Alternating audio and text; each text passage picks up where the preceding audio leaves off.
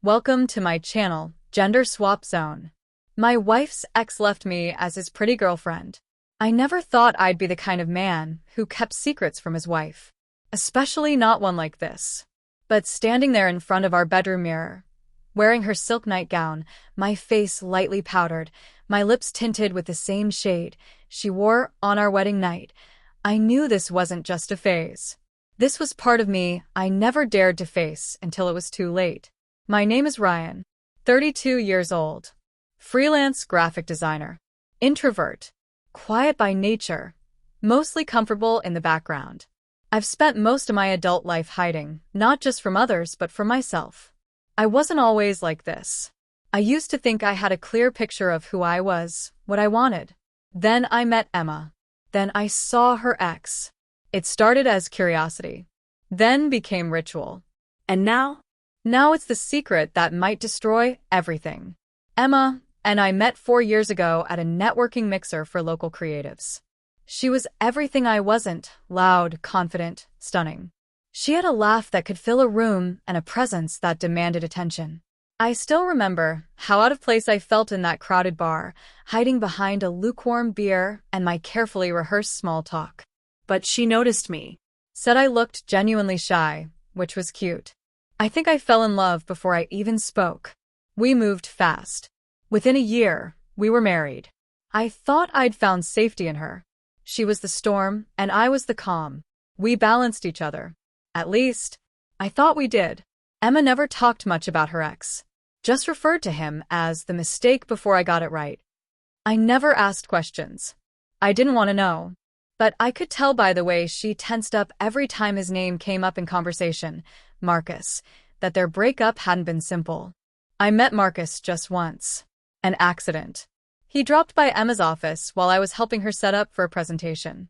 He didn't say much, just smirked. Tall, confident, dressed in a suit that looked like it cost more than my computer.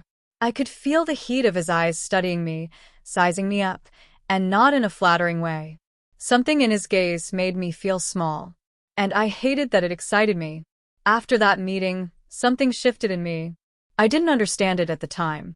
Maybe it was insecurity, maybe envy, but it triggered something deeper, something I hadn't acknowledged since I was a teenager, sneaking into my sister's closet while our parents were asleep.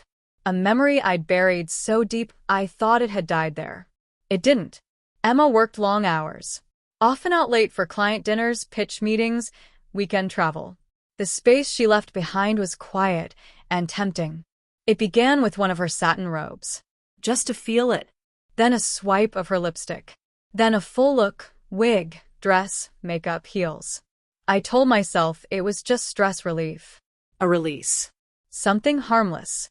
But it wasn't harmless. It felt right. Alone in our bedroom, transformed in front of the mirror, I felt more me than I did in my jeans and hoodies. I gave my reflection a name.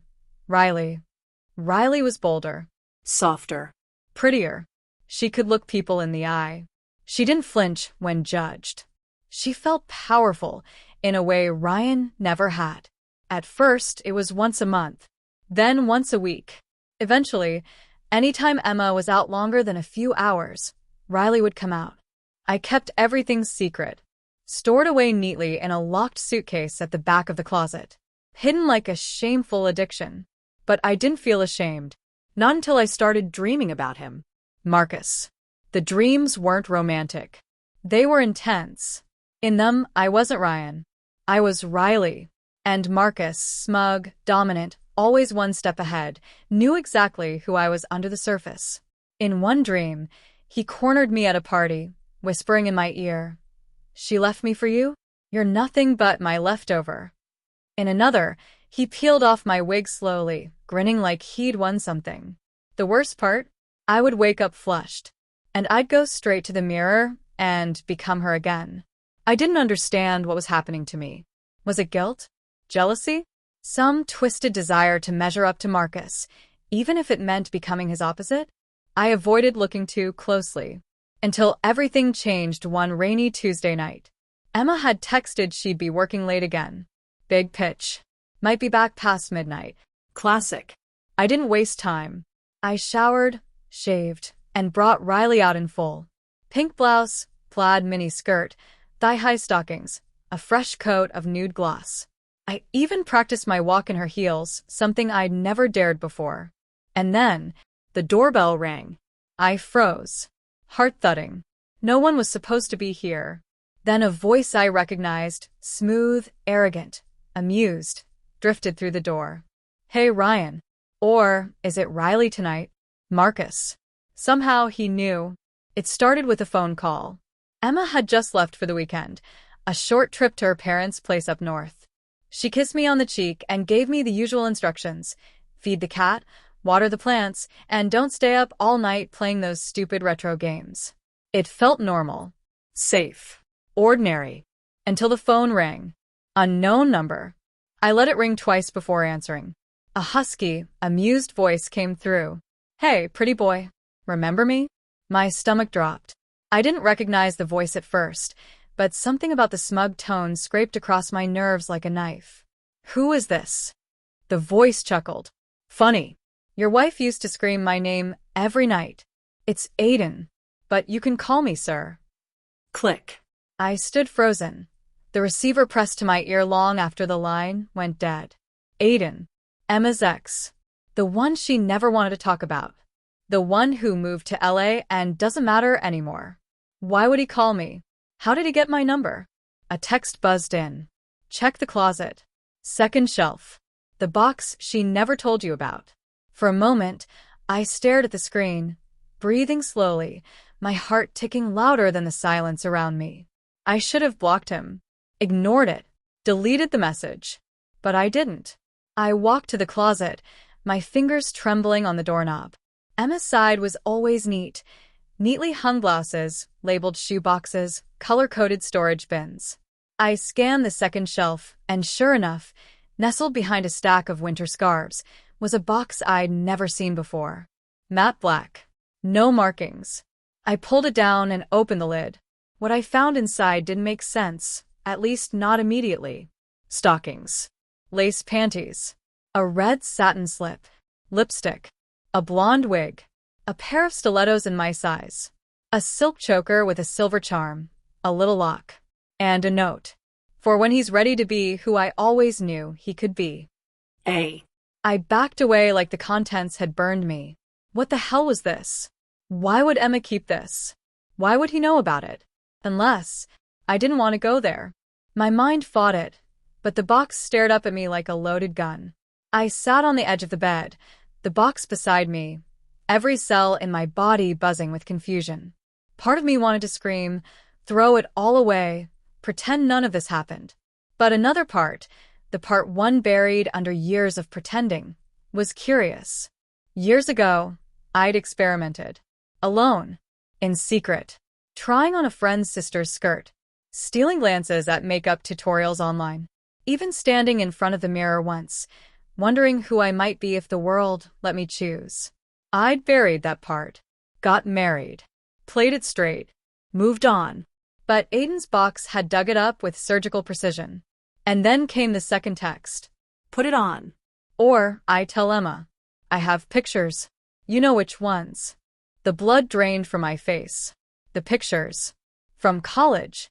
The ones I thought I deleted years ago. Me in that pink wig, the borrowed bra, the fake nails.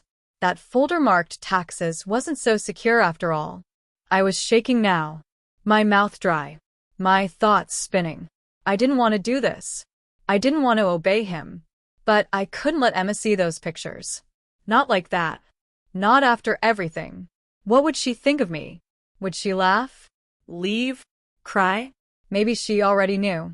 Maybe this was all part of some twisted plan. I opened the box again, slower this time. The panties were soft, cool to the touch. I slipped them on with trembling hands. The stockings followed, then the slip, its red satin whispering over my skin. It clung to me in all the wrong ways, yet somehow felt right. Familiar. Like pulling on an old self I hadn't spoken to in years. My reflection stared back, awkward, uncertain, unfinished. Then I picked up the wig. I hesitated, fingers wrapped around the synthetic blonde curls. One breath. Two. Then I pulled it on. Suddenly, the stranger in the mirror looked a little less like a joke and a little more like someone I could have been if I'd chosen differently. The choker came last. The tiny silver lock glinted against my throat. Click. No key. I sat on the bed, fully dressed, heart racing. Another text arrived. Beautiful. Now sit still. There's more to come. I didn't know whether to laugh, cry, or scream. But I did as he said. For the first time in years, I felt something that terrified me even more than fear. Excitement. I stayed in that outfit for what felt like hours. The clothes itched. The wig shifted uncomfortably. The choker pressed tight against my throat. But I didn't move. Not because I was scared of what Aiden might do, but because part of me didn't want to move. I didn't want to break the illusion. When the next message came, I nearly jumped. Open your laptop. You'll find a folder on your desktop. Don't bother deleting it, it's synced to my cloud. Open it. Now. I didn't even question how he'd gotten into my laptop. I just obeyed. The folder was named Instructions. Inside were 10 video files, all labeled with dates, and all from the last 2 weeks. I clicked the most recent. There she was. Emma. She was in our living room, sitting in the same chair I always sat in. She was talking to someone off camera, laughing. Then he stepped into frame. Aiden. Tall. Smirking. Confident in the way that made my skin crawl. Emma leaned into him like it was the most natural thing in the world, like he belonged there. So, he still doesn't know? Aiden asked. No, Emma giggled. He's so clueless. But he will. After this weekend, he'll be ready. My mouth went dry. I watched in silence as Emma kissed him. Soft. Familiar. Like they'd done it 1,000 times. And then the camera cut to black. I stumbled away from the screen, ball rising in my throat. What the hell was going on? Emma knew? She planned this? Was this a trap? A joke? Revenge? Another message came. Hurts, doesn't it? Knowing she wanted this all along. I typed back, fingers trembling. Why are you doing this? The reply came instantly. Because she asked me to. She wanted a real man and a perfect doll to play dress up with. And I knew just how to break you. I froze. Doll. That word rang in my head like a bell. Cold. Plastic. Controlled. He sent another instruction. Go to the closet. Top shelf. There's another box. Open it. I obeyed. I didn't even think to argue. Inside was makeup, everything you'd need to build a flawless face. Foundation, contour sticks, blush, eyeshadow palettes, mascara, eyeliner, lipstick. All untouched. All labeled. And underneath them a laminated chart. Daily doll routine. Step task. 1. Wake up, shave, moisturize. 2. Apply foundation and contour. 3. Eyeshadow. Soft pinks only. For wig, blonde only. 5. Outfit of the day, selected by Aiden. 6. Pose for photo. Send proof by 9 a.m. At the bottom, Emma's handwriting. I can't wait to meet her. I sat on the floor of the closet, surrounded by shadows and satin, my heart breaking under the weight of betrayal and something worse. A strange thrill. Because despite the shame, the humiliation, the growing sense of helplessness, a part of me wanted this. Not the blackmail, not the lies, but the feeling of being chosen, directed, shaped. Every instruction was a step into a version of myself I'd once dreamed of, and now was being forced to become. And what terrified me most? It felt good. That night, I couldn't sleep. I wore the red slip to bed. I didn't take off the choker. I didn't even wipe off the lipstick. I laid there staring at the ceiling, wondering what would happen next, and why I wasn't trying to stop it. At 3:14 a.m., another text arrived. Good girl. Tomorrow we go shopping. Put your best face on. You're coming with me. My pulse spiked. Out? In public? No. That was too far. I wasn't ready for that. I wasn't her. This was a game, something private. It couldn't spill into the real world. I messaged back. No. I'm not doing that. His response was instant. Suit yourself. I'm sure Emma's family will love the photo of you from your college dorm. Full makeup, high heels, and that little pink dress. Want me to email it? Or should I post it somewhere better? I stared at the screen. He was serious. I swallowed hard. What do I wear? That morning, I followed the chart. Shaved. Moisturized. Full face of makeup. Blonde wig, brushed perfectly. Pink blouse tucked into a high-waisted skirt. Nude heels. I took the photo in the mirror, full length. Sent it. Waited. He replied with an address. Meet me there. 1 o'clock. Don't be late. And don't bring your phone inside. If you try to run, I'll know. I left the house with sunglasses on, head down. Every step in those heels was a tightrope between shame and exhilaration. People stared. I could feel their eyes. But no one said anything. They just let me pass, a stranger in borrowed skin. The boutique was expensive. Glass windows. Neon sign. All pinks and golds and velvet curtains. Aiden was waiting by the door. He smiled like a man greeting his prize. There she is, he said. My perfect girl. I wanted to slap him. Scream. Run. But instead, I lowered my eyes. Good girl. Let's get you something new to wear. You've got a lot of catching up to do. He took my hand and led me inside. The bell chimed behind us. And just like that, the door closed on everything I used to be. The boutique smelled like roses and plastic. Soft music played over the speakers, slow, sultry, luxurious. I stood awkwardly near the mannequins, my heels clicking too loud on the polished floor. Every time I shifted, my skirt rode up just a little too high. My blush felt too bright, my lips too shiny, my lashes too thick. And Aiden was loving it. He didn't look at the clothes. He looked at me. Watched me like he was studying a painting he owned. Possessive. Smug. Let's see what suits you, he said, running his fingers across racks of delicate dresses and satin tops. Something classy but sexy. You want to impress Emma, don't you? I didn't answer. I didn't trust my voice. A salesgirl approached. Mid-20s, gorgeous, bored out of her mind. Her eyes lit up when she saw Aiden, but shifted when she glanced at me. Her smile tightened. Shopping for her? She asked. Aiden didn't miss a beat. Yeah. She's just getting used to her new style. The girl tilted her head, amused. Judging, but polite. Well, you came to the right place. Let's get you both into the fitting rooms. I followed them. My legs shook. Aiden picked out 6 outfits. All tight. All revealing. All unmistakably feminine. Crop tops. Mini dresses. Lingerie. He handed them to me one by one with that same wicked grin. Try them. Show me after each one. I wanted to protest. I wanted to scream, this isn't me. I'm not a girl. I'm not your doll. But I took the clothes. And I changed. One after another. By outfit 3, I stopped hesitating. I even twirled once when he told me to. By the 6th outfit, a little black dress that hugged every curve, he looked satisfied. The salesgirl returned. You look amazing, she said, eyeing me. I wouldn't have guessed at first glance. She didn't finish the sentence. Didn't have to. Aiden paid in cash. Back in the car, silence stretched between us. The bag sat in the back seat, all labeled with my new name, Bella.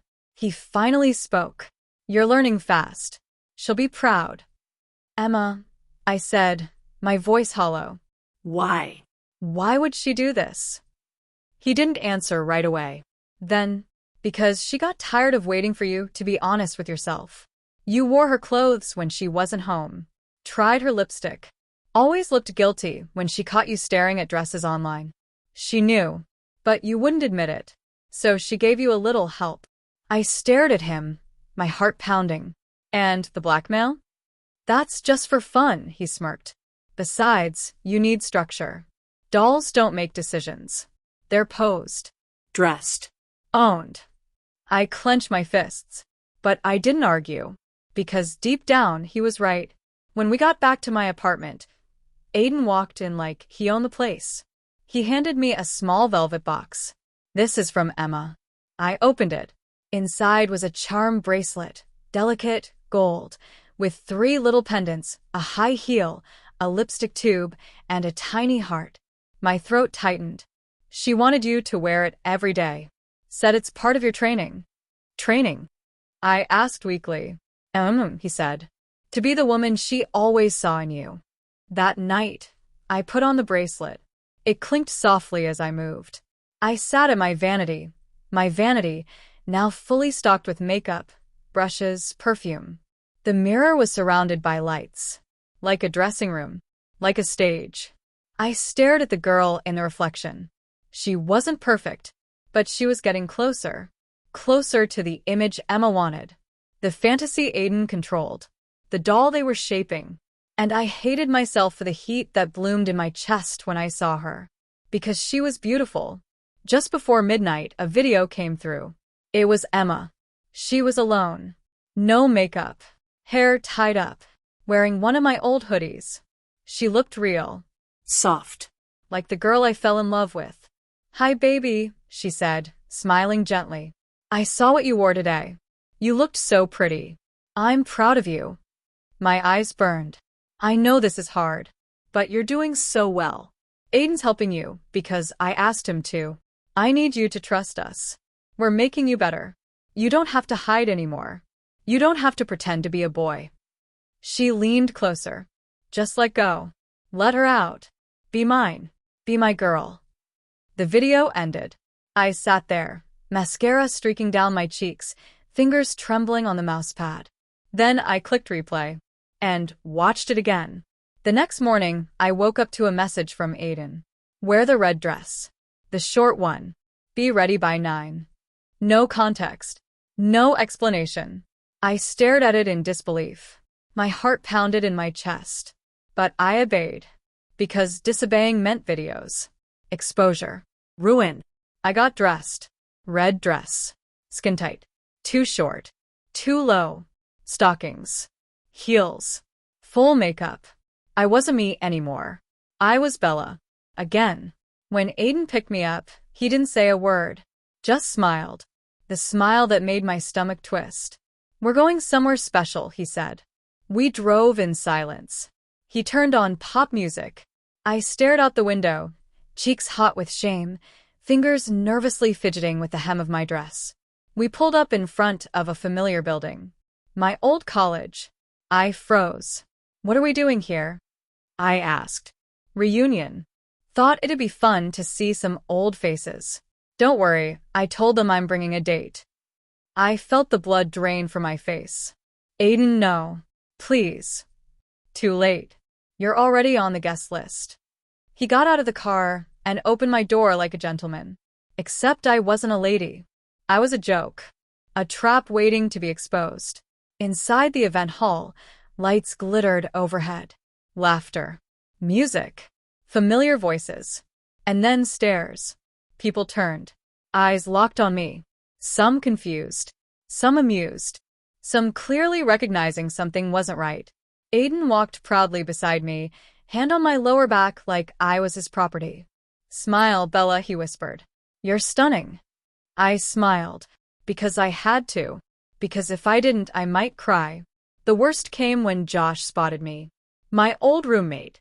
Loud. Athletic. Alpha. He approached with a grin, eyes narrowing. Aiden.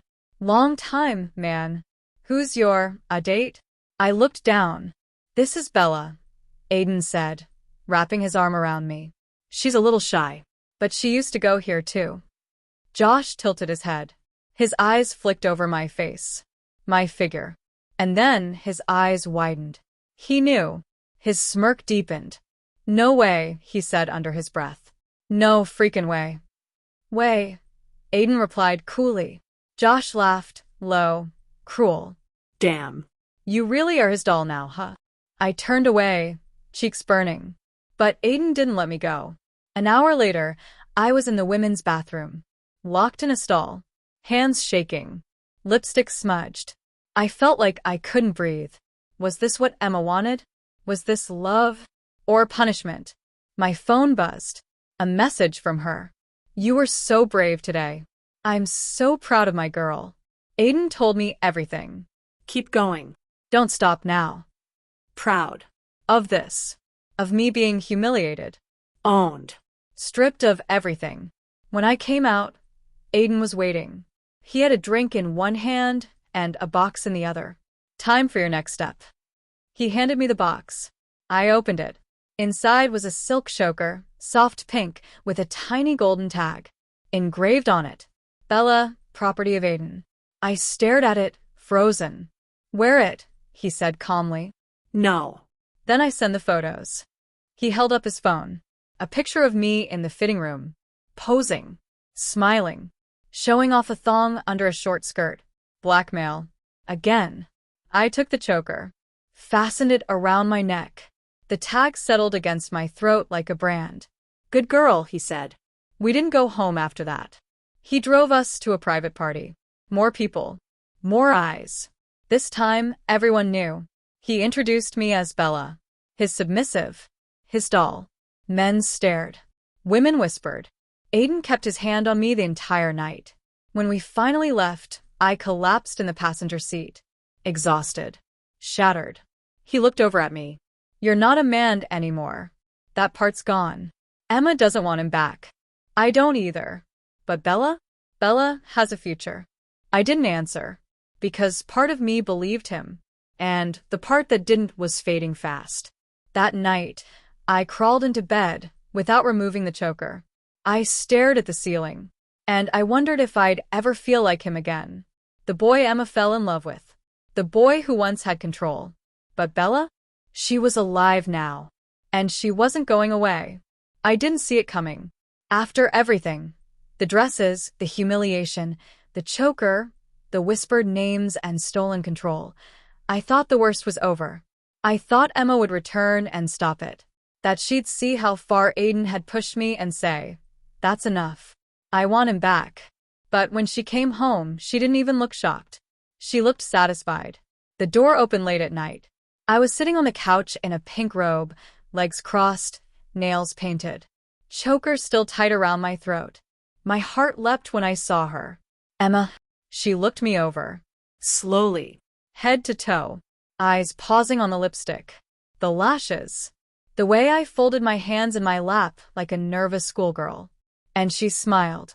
Wow. He really did it. She dropped her bags and walked over, arms crossed. You're beautiful. Please, I whispered. I did this for you. So you'd come back. I know. She sat beside me, tucked a strand of hair behind my ear. But I don't want him back. My heart stopped. What? I don't want you back. The boy I dated? He's gone. I'm not here to bring him back. I'm here to see what you've become. Emma, You begged me to give you a second chance. And I did. I gave you to Aiden. She leaned in closer. And he made you perfect. I couldn't breathe. So this was your plan all along? She nodded. I wanted to see if you could change. Really change. Not for me. Not just for guilt. But because you deserved it. Deserved what? To be broken. Rebuilt. Made useful. Her words were like knives. I felt my eyes sting. Emma, I'm still me. She tilted her head. Are you? You haven't called yourself by your real name in weeks. Do you even remember what it feels like to be a man? I couldn't answer. Because deep down, she was right. That night, she stayed. But not with me. She and Aiden sat on the balcony, drinking wine, laughing. Talking about me like I was a project. A sculpture. A doll they built together. I sat inside, curled up on the floor, staring at my reflection in the glass. A girl. A toy. A product of control. When she came in, she didn't comfort me. She handed me a new outfit. A short nightie. Soft pink. Frilly. Change into this, she said. Then come kneel at our feet. You'll sleep there tonight. I shook my head. No. Please. Don't do this. It's not up to you anymore, she said. Bella. Be a good girl. And just like that, I obeyed. As I knelt at their feet that night, head bowed, heartbroken, I realized. This wasn't a punishment. It was a replacement. I wasn't her boyfriend anymore. I was her pet. Her doll. Her creation.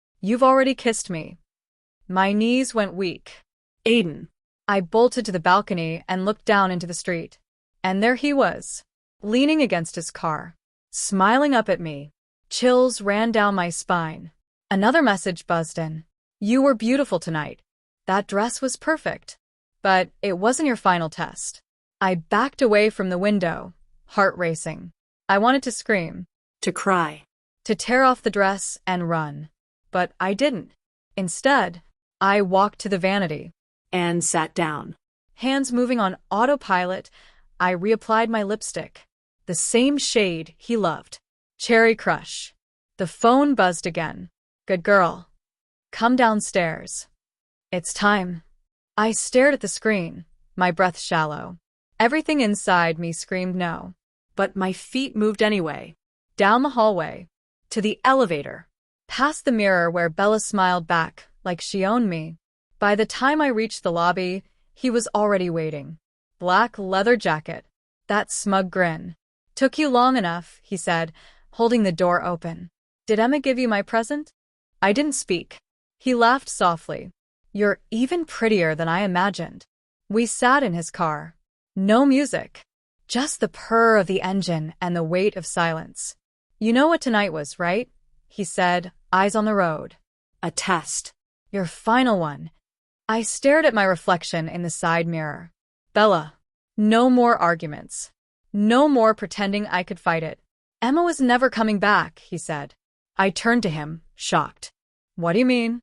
He smirked. She left you to me. That was always the plan. He reached into his jacket and handed me an envelope. Inside, legal documents. My signature already printed. Name changed. ID. Driver's license. Isabella Grace Whitmore. You're mine now, Bella, Aiden whispered. She got her revenge. And I got my girl. I gasped. Tried to open the car door. Locked. You always wanted this, he said calmly. You just needed the right push.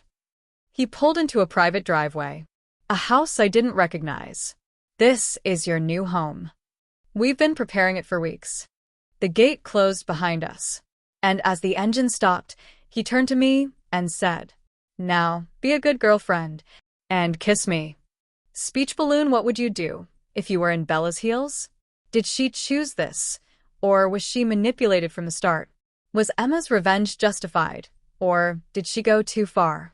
And what does Aiden want next? Drop your thoughts in the comments. Clapperboard subscribe for part 2 coming soon. Bella's story has only just begun.